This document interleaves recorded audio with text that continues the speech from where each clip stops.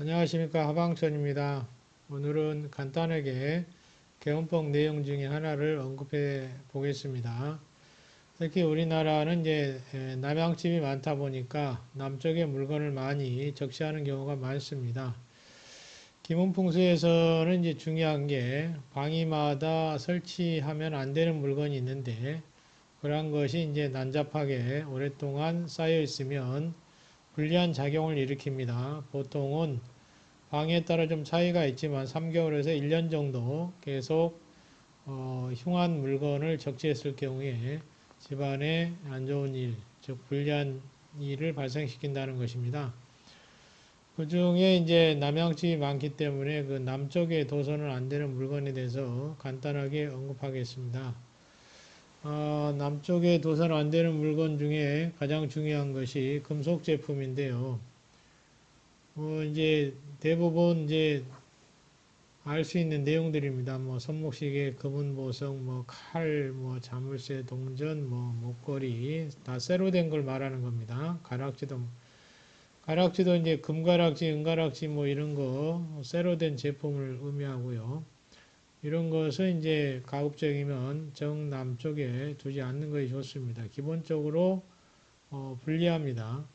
그리고 시간이 오래 흘러갈수록 불리한 자장을 일으키기 때문에 피하는 것이 좋다. 그리고 이제 국내에서는 이제 안마의자 이런 걸 많이 설치하는데, 안마의자는 괜찮을까요? 안마의자도 남쪽하고 맞지 않습니다. 그래서 가급적이면 다른 방에 설치하시는 것이 좋고요. 집의 중앙에서 봤을 때 남쪽은 대부분 금방 쉽게 찾을 수 있을 것입니다.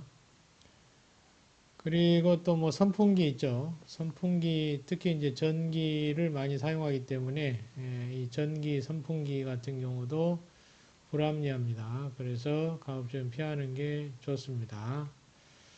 또 하나는 이제 집안에 그 어항을 설치하는 경우가 많은데요. 다른 이법도 좀 참고해서 설치를 하시는데, 기본적으로는 이제 물과 관련된 것은 남쪽은 불과 관련이 되기 때문에 서로 상충관계에 있어서 가급적이면 어항을 설치할 때도 남쪽에 두는 것은 좀 피해 보는 것이 좋습니다.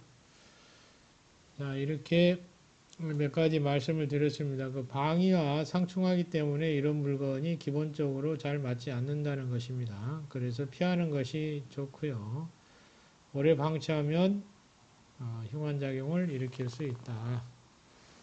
이렇게 생각하시면 됩니다. 개운법이라고 하는 것이 이제 뭐 어렵고 복잡한 것보다는 이런 불합리한 물건을 제거하는 것도 개운법 중에 하나입니다.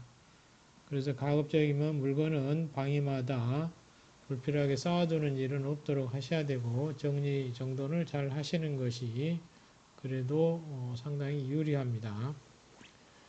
그래서 개헌법에는 뭐 이렇게 불필요한 물건이 있으면 제거도 하지만 청소를 통해서 물건을 정리해 두는 것도 개헌법 중에 하나가 되겠습니다. 마치겠습니다.